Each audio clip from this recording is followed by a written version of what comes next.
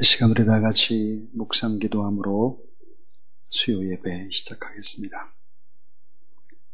여호와께 감사하라. 그는 선하시며 그 인자하심이 영원하미로다. 여호와께 감사하고 그의 이름을 불러 아뢰며 그가 하는 일을 만민 중에 알게 할지어다. 그들이 광야 사막길에서 방황하며 거주할 성읍을 찾지 못하고 술이고 목이 말라 그들의 영혼이 그들 안에서 피곤하였도다. 이에 그들이 근심 중에 여호와께 부르짖매 그들의 고통에서 건지시고 바른 길로 인도하사 거주할 성읍에 이르게 하셨도다. 여호와의 인자하심과 인생에게 행하신 기적으로 말미암아 그를 찬송할지로다. 그가 사모하는 영혼에게 만족을 주시며 줄인 영혼에게 좋은 곳으로 채워주심이로다. 하나님 아버지 감사합니다. 우리의 소원은 이 땅에서 잘 되는 것이 아니라 하나님을 사랑하고 또 영원한 하나님의 나라에서 주와 함께 영원한 영생의 기쁨을 누리는 소원을 가지고 인생을 살아갑니다. 오늘 우리가 주님을 사랑하고 내일은 더 주님을 사랑하고 모레는 더욱 주님을 사랑하고 우리가 일평생 주님을 사랑하되 가장 주님을 사랑하는 그때 우리를 부르시고 우리를 영원한 하나님의 나라로 인도하여 주시옵소서. 오늘 귀한 예배를 올려드립니다. 현장 예배와 또 유튜브 방송 예배가 병행되는데 우리 예배를 기쁘게 흠양하여 주시옵소서. 우리 구주 예수 그리스도의 이름으로 기도하옵나이다. 아멘. 이 시간 우리 하나님 앞에 찬송할 때 우리의 신앙의 고백으로 주 예수보다도 귀한 분은 없네. 하나님 앞에 찬양을 드리겠습니다. 94장입니다.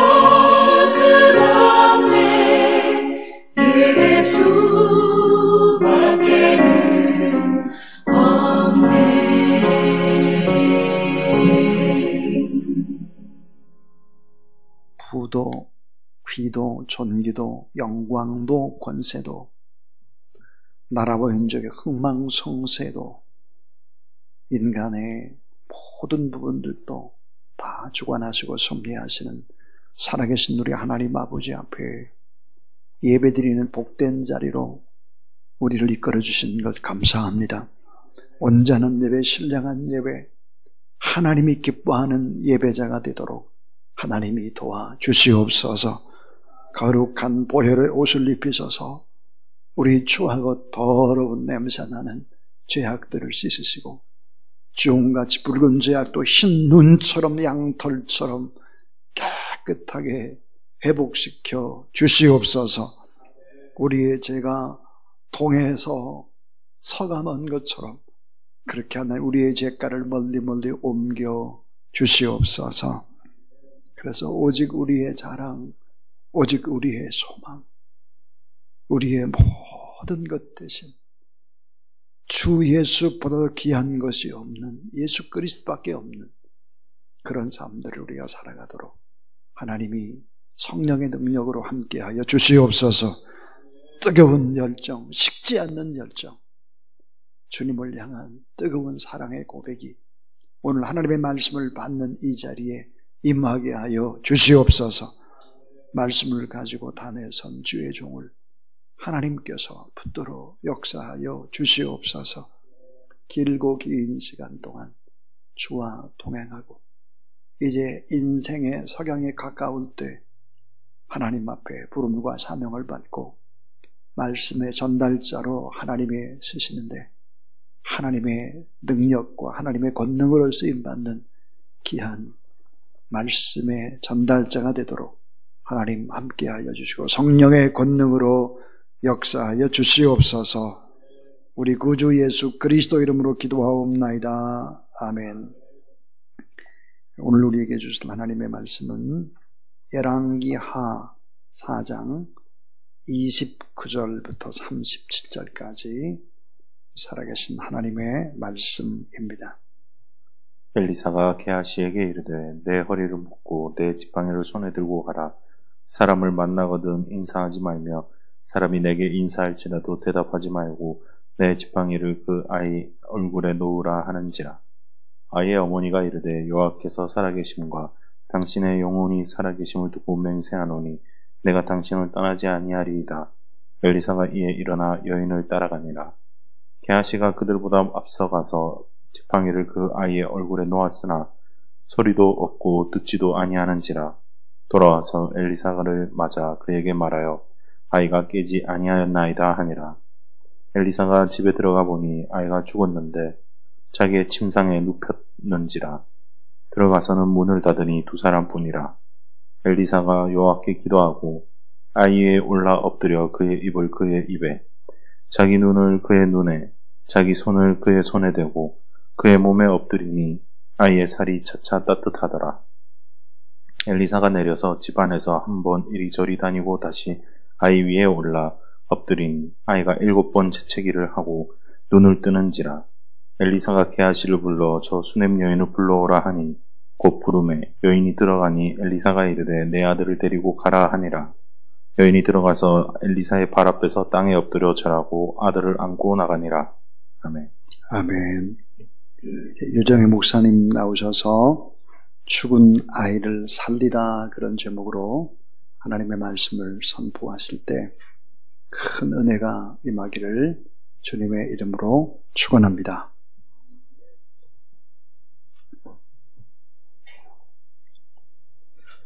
잠깐 기도하시겠습니다. 사랑이 많으신 하나님 아버지, 이제 저희들이 하나님 말씀을 듣기를 원합니다. 부족한 입술로 전하는 말씀이지만 하나님 이 말씀이 생명의 말씀 되게 하여 주시옵소서. 감사하며 예수 그리스도 이름으로 기도드렸습니다. 아멘. 오늘 우리에게 주시는 말씀은 열왕기하 4장 29절에서 37절의 말씀입니다. 저는 죽은 아이를 살리다라는 제목으로 본문의 말씀을 통해서 하나님께서 우리에게 주신 은혜를 여러분과 함께 나누고자 합니다. 본문은 엘리사 선지자가 죽은 아이를 살리는 한 놀라운 이적에 관한 이야기입니다. 잠깐 그 배경을 살펴보겠습니다. 이스라엘 서북쪽에 있는 갈멜산이 있죠. 그 갈멜산에서 한 30km 정도 떨어진 작은 수넴이라고 하는 마을이 있습니다. 이 마을에는 한 여인이 살고 있었습니다. 그런데 이 수넴 마을에 갈멜산에 거주하는 선지자 엘리사가 가끔 들려오는 것이죠. 그런데 이 하나님의 사람을 주목하고 이 여인은 선지자를 극진히 대접했을 뿐만 아니라 자기 집에 선지자를 위한 거처를 마련해 주었습니다. 재물을 참 지혜롭게 쓸 줄 아는 여인이죠. 잠언 31장에 보면 현숙한 여인이 나오는데 바로 그 현숙한 여인이 이 수넴 여인이라고 할 것입니다. 또 사무엘상 25장에 보면 다윗이 쫓겨다닐 때 다윗을 알고 자기 남편은 다윗을 모르는 다윗을 문전박대했지만 그 다윗을 극진히 모신 현숙한 여인이셨죠. 아비가일이죠. 또 이 여인은 어떤 여인 같습니까? 에베소에 바울 사도를 만났던 자주 옷감 장사 루디아와 같은 여인이라고 할 수 있을 것입니다.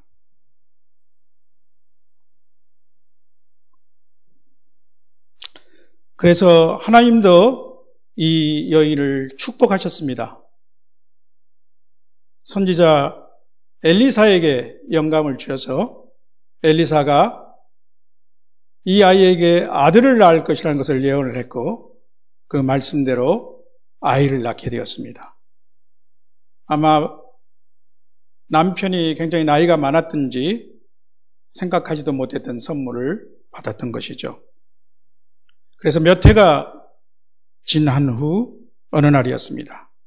이 아이가 늙은 아버지와 함께 밭에 나가서 추수하는 것을 보고 있다가 갑자기 머리가 아파서 그 아버지는 집에 있는 어머니에게 이 아이를 돌려보냈죠. 그런데 이 아이가 어머니 품속에 있다가 그만 죽고 말았습니다.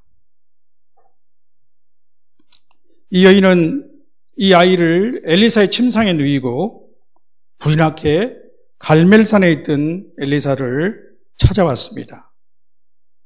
신앙심 많은 여인이기 때문에 그는 평소 아이를 볼 때마다 이 아이가 불가능한 중에 나은 하나님의 선물이라고 생각을 했을 것입니다.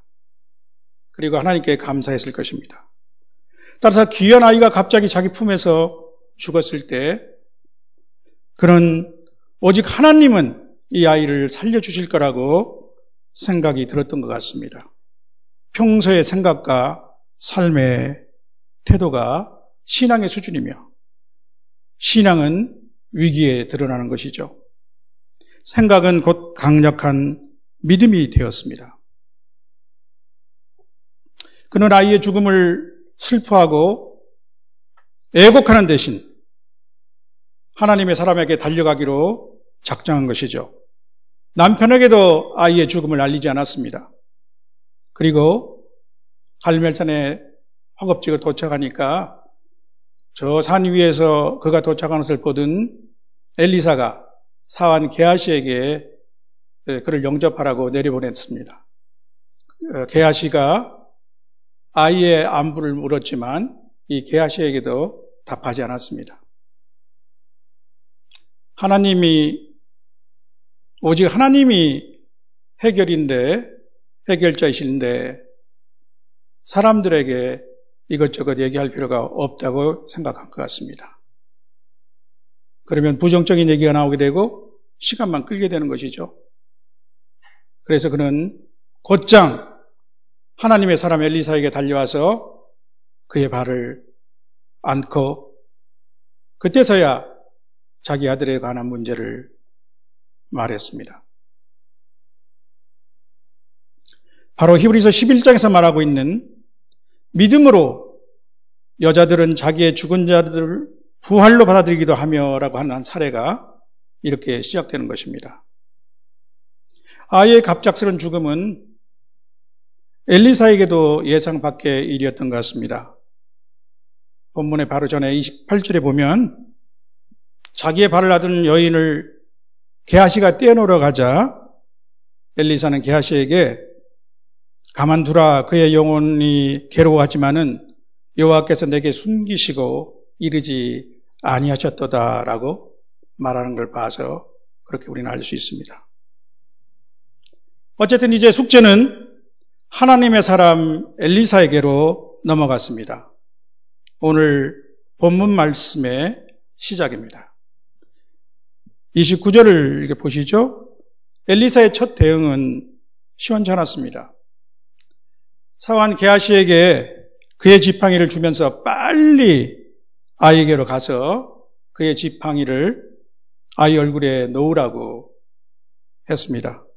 그렇게 한 이유는 잘 알 수 없지만 어쨌든 상황에 대해서 별로 시원찮은 대응이었던 것 같이 보입니다. 학자들 중에는 이러한 지팡이를 얼굴에 대는 것이 귀신을 쫓아내는 그 당시에 어떤 관례에 따른 것이 아닌가라고 생각하기도 합니다. 아무튼 모세의 지팡이도 아닌데 엘리사의 지팡이가 어떤 능력을 발휘할 일은 만무했던 것이죠. 그 지팡이는 선지자 자신의 몸에서 떨어진 감각 없는 물건에 지나지 않기 때문입니다. 우리가 교훈과 교리, 예화 이런 것들을 통해서 진리의 말씀을 가르쳐주지만 우리가 전하는 그 진리가 우리의 내면과 별개의 것으로 우리 영혼의 무게가 실리지 않는다면 죽은 영혼을 살릴 수 없습니다. 또한 모세의 지팡이라고 할지라도 그 모세의 지팡이가 특별한 힘이 있는 것이 아니라 하나님께서 도구로 사용하셨을 때만 힘이 있는 것이죠. 복음을 전하는 우리도 항상 우리가 이 보배를 질그릇에 가졌으니 이는 심히 큰 능력은 하나님께 있고 우리에게 있지 않음을 알게 하려 하심이라 하는 말씀을 명심해야 할 것입니다.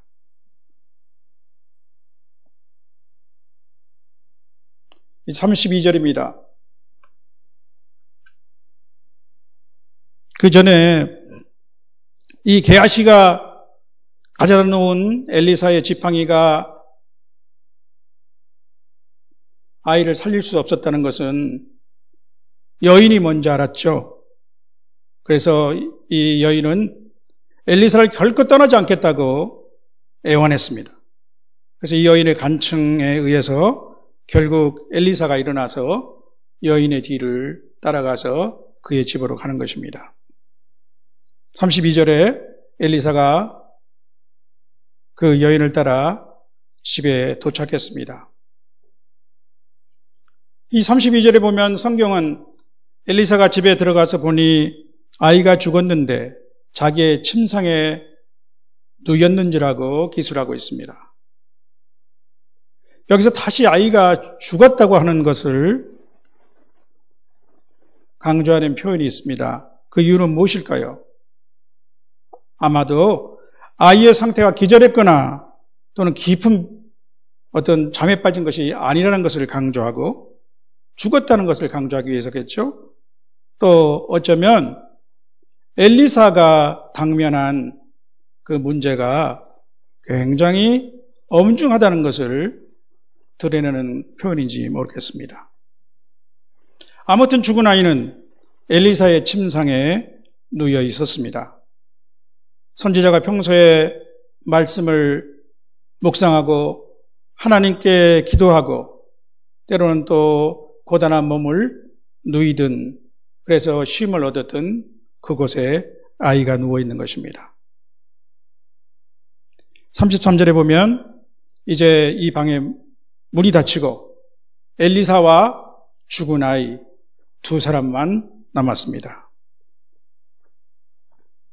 엘리사가 기도했습니다. 전에 엘리사의 스승 엘리야가 사르밧 과부의 아들이 죽었을 때도 아주 유사한 장면이 있었죠. 열왕기상 17장입니다. 제가 한번 읽어보겠습니다. 열왕기상 17장 19절에서 20절 말씀인데요. 엘리야가 그에게 그의 아들을 달라 하여 그를 그 여인의 품에서 받아 안고 자기가 거처하는 다락에 올라가서 자기 침상에 누이고 여호와께 부르짖어 이르되 내 하나님 여호와여 주께서 또 내가 우거하는 집 과부에게 재앙을 내리사 그 아들이 죽게 하셨나이까 이렇게 기도했던 장면이 있었습니다. 오직 기도만 기적을 일으킵니다. 영혼을 살리는 최고의 비결은 능력 있는 간구에 있습니다. 34절에 기도 후에 엘리사 선지자가 이상한 행동을 하기 시작했습니다. 그 구절만 보면 상당히 민망하기까지 한 장면이죠. 그가 아이 위에 올라가서 엎드려 자기 입을 아이의 입에, 그리고 자기 눈을 아이의 눈에, 그리고 자기의 손을 아이의 손에 대고 그의 몸에 엎드리는 것입니다. 문득 이와 같은 정도는 아니지만 우리 주님의 치유 장면 중에 한 사건이 생각이 납니다. 혹시 여러분께서는 어떠한 장면이 생각이 납니까? 마가복음 7장의 장면입니다. 귀먹고 어눌한 자를 고치셨던 장면이죠. 예수님은 사람들이 데려온 귀먹고 어눌한 자를 무리에서 떼어 따로 데리고 나가셔서 손가락을 그의 양귀에 대고 또 침을 뱉어서 그의 혀에 손을 대시며 하늘을 우러러 탄식하며 그에게 받아, 즉 열려라 라고 말씀을 하셨습니다.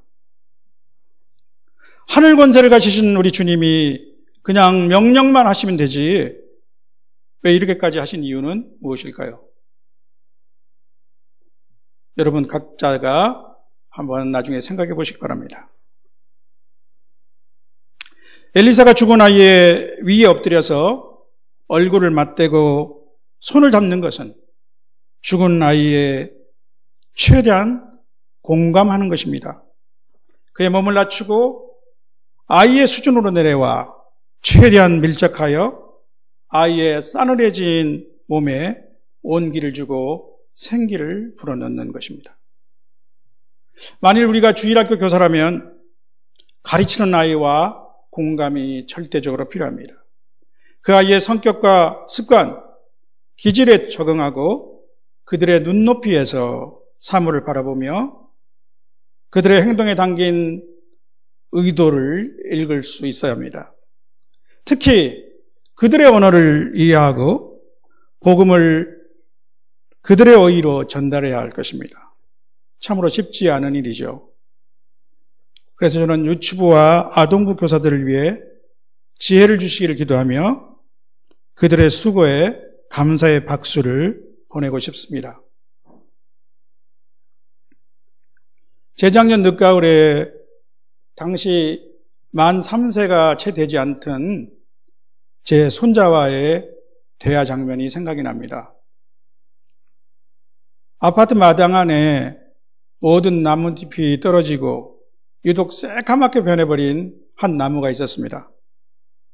그랬더니 이 아이가 눈이 번쩍하더니 이 나무를 가리키며 저에게 저 나무는 왜 안 죽었느냐고 묻는 것입니다. 아마 그 며칠 전에 제가 저 나무는 죽은 것이 아니라고 얘기를 해준 것을 기억했던 것 같습니다.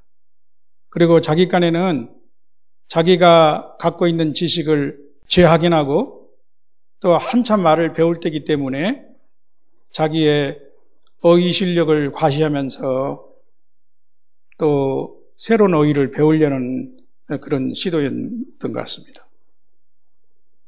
그런데 저는 그 아이의 제한된 어휘를 사용해서 그 나무가 죽은 것이 아니라는 것을 설명해야 하겠습니다. 얼마나 어려웠는지 모릅니다. 겨울도 모르고 봄도 아직 그의 어휘 속에는 없습니다. 그리고 사실 죽음이 무엇인지 알지 못하는 상태겠죠? 이러한 아이에게 그가 만족할 정도로 지적 이해를 시키는 것은 정말로 어려운 일이었습니다. 저는 그때 문득 하나님과 영적인 것에 관한 우리의 이해 과정도 이런 것이구나 하고 생각을 하게 되었습니다. 성경이 천지 창조로부터 우리 인간의 구원에 이르는 그 심오한 진리를 수천 년의 세월을 두고 우리의 제한된 어휘로 또 우리의 제한된 지적 능력 안에서 얼마나 잘 설명하고 있는지 새삼 깨닫게 되었습니다. 또한 그 심오한 진리를 조명하여 깨닫게 해주시는 성령님 얼마나 감사한지 느끼게 되었습니다. 특히 주님은 하나님 나라의 신비를 비유를 사용해서 얼마나 쉽게 설명하시며 또 수가 마을에서 그 우물가의 그 여인을 만나서 대화하셨던 것처럼 얼마나 사람의 마음을 감동시키고 공감시켜서 그 마음을 열어놓습니까? 이렇게 우리 복음 전도를 하는 사람들은 최대한 상대가 처한 상황에서 그를 이해하고 그의 감정을 공유할 수 있도록 노력해야 할 것입니다. 바울 사도는 사람들에게 복음을 전하기 위하여서 유대인들에게는 유대인과 같이 되고 율법 아래에 있는 자들에게는 자신이 율법 아래에 있지 않지만 율법 아래에 있는 자같이 되었다고 말하고 있지 않습니까? 또한 엘리사가 그의 몸으로 아이를 덮는 것은 연민과 긍휼로 그를 감싸는 것입니다. 우리는 거리를 둔 상태에서 그저 복음만 전달하는 것이 아니라 그들의 처한 상황, 하나님의 진노 아래 놓여 있는 그 죽음의 절망의 상황에 대해서 안타까움을 느끼고 진정한 슬픔을 느껴야 하는 것입니다.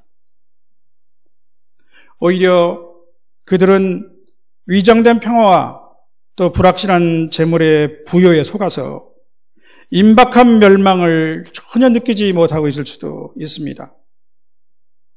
주님이 또 그렇게 말씀하셨죠. 노아가 방주에 들어가던 날까지 사람들이 먹고 마시고 장가들고 시집가더니 홍수가 나서 그들을 다 멸망시켰으며 롯의 때에도 사람들이 먹고 마시고 사고 팔고 신고 집을 지었다고 하셨습니다.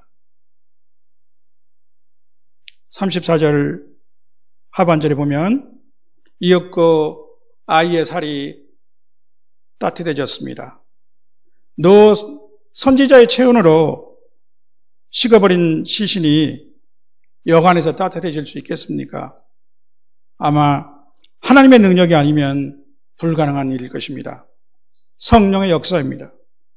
그러나 아직은 이것으로 기뻐할 때는 아닙니다. 엘리사의 사명은 죽은 아이의 생명을 되찾는 것이기 때문입니다. 우리가 복음을 전하는 목적도 마찬가지입니다. 복음에 대한 호의적 반응이나 단순한 반성을 바라는 것이 아닙니다. 반성이 아니라 회개입니다. 그것은 자신이 죄인임을 깨닫고 바로 나의 죄를 위해서 십자가를 지신 주님께 돌아오는 것입니다. 어둠에서 빛으로, 죄의 종에서 하나님의 자녀로, 죽음에서 생명으로 본질적 변화를 얻게 하기 위함입니다. 35절입니다. 선지자는 아이한테서 내려와서 방을 이리저리 돌아다닙니다. 잠깐 숨을 돌리는 것이겠죠. 그러나 의자나 방바닥에 주저앉아 있지 않는 것을 보아서 하나님의 능력을 강구하는 선지자의 갈망과 탄식, 초잠을 드러내는 움직임으로 봐야 할 것입니다. 그리고 엘리사는 다시 아이 위에 올라가 아까와 같은 동작으로 엎드리고, 그러자 아이가 7번 재채기를 하고 눈을 떴습니다. 7번의 재채기. 그것은 아이가 살아났다는 표시입니다. 생명의 반응인 것이죠. 엘리사에게 그것보다 기쁘고 아름다운 소리는 없었을 것입니다. 오늘 이야기는 이렇게 해피엔드로 끝이 납니다. 죽은 아이가 살아났습니다. 부모에게 이보다 더 큰 기쁨이 어디 있겠습니까? 이 여인의 기쁨은 말할 것도 없고, 또 아이가 아픈 줄 알았지만 죽었다는 것은 몰랐던 그 남편이 뒤에 이 소식을 듣고 얼마나 기뻐했겠습니까? 그들은 선지자에게 감사하고 또 하나님께 영광과 찬양을 올렸을 것입니다. 이 땅에서 죄인 하나가 돌아서서 회개할 때 하늘에서 이렇게 큰 기쁨을 있다고 했는데, 우리의 전도로 한 영혼이 살아난다면 이러한 기쁨을 우리 하나님께서 이 기쁨을 맛보시는 것입니다. 사랑하는 성도 여러분, 오늘 본문 안에서 어떻게 죽은 어린아이가 살아나게 되었습니까? 두말할 것도 없이 그것은 아이 엄마인 수넴 여인의 믿음의 강구와 또 이에 반응한 선지자 엘리사의 온몸과 영혼을 던지는 헌신에 하나님께서 능력을 행사하신 것입니다.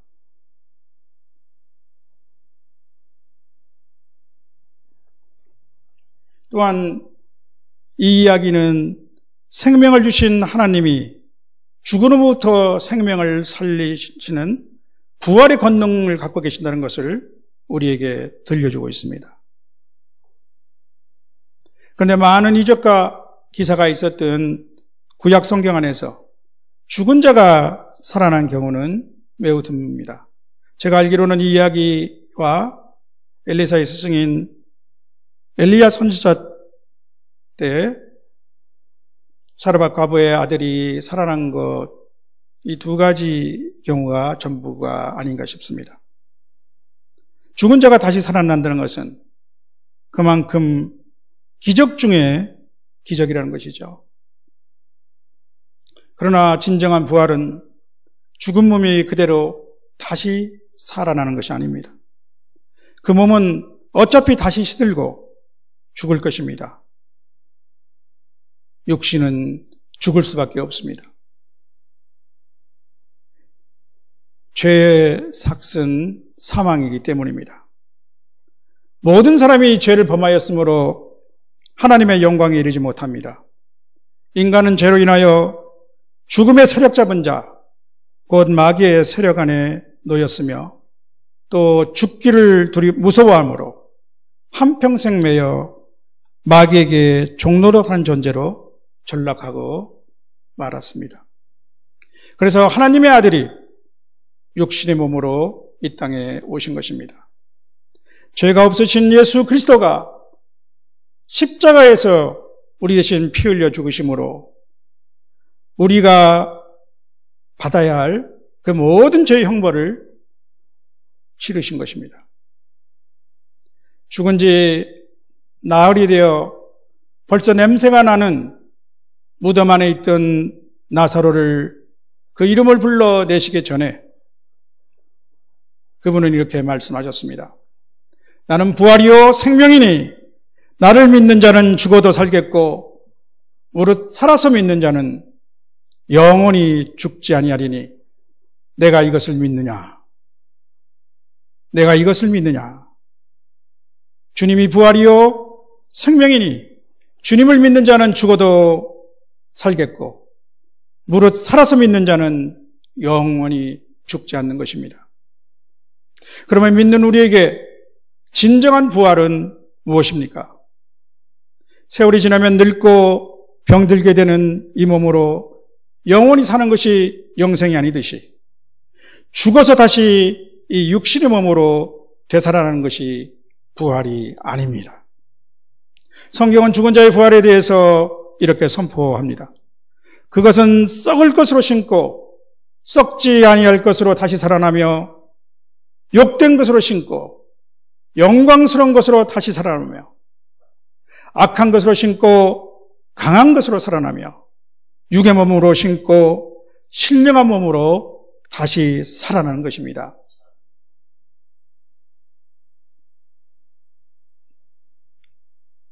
이것이 우리가 소망하는 몸의 부활입니다. 그런데 이 소망이 우리를 부끄럽게 하지 않을 것을 우리는 확실히 압니다. 어떻게 우리는 알 수 있습니까? 우리 겉사람은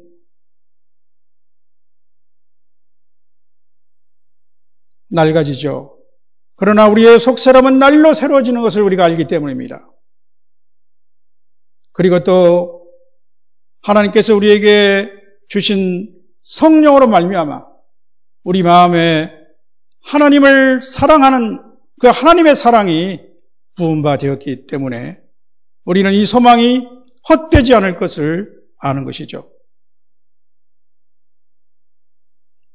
성도 여러분, 오늘 죽은 아이를 살리는 엘리사의 기적 이야기가 우리에게 들려주는 말씀은 무엇입니까? 여호와 하나님은 죽은 아이를 살리는 능력을 엘리사에게 주셨습니다. 그러나 오늘 우리에게는 복음을 주셨습니다. 엘리사는 단지 한 아이를 살렸지만 우리에게 주신 복음, 이 복음은 모든 믿는 자에게 구원을 주시는 하나님의 능력입니다. 모든 죄인을 위하여 죽으신 예수 그리스도의 십자가의 복음입니다. 죄와 허물로 죽어있는 자를 일으키는 부활의 능력입니다.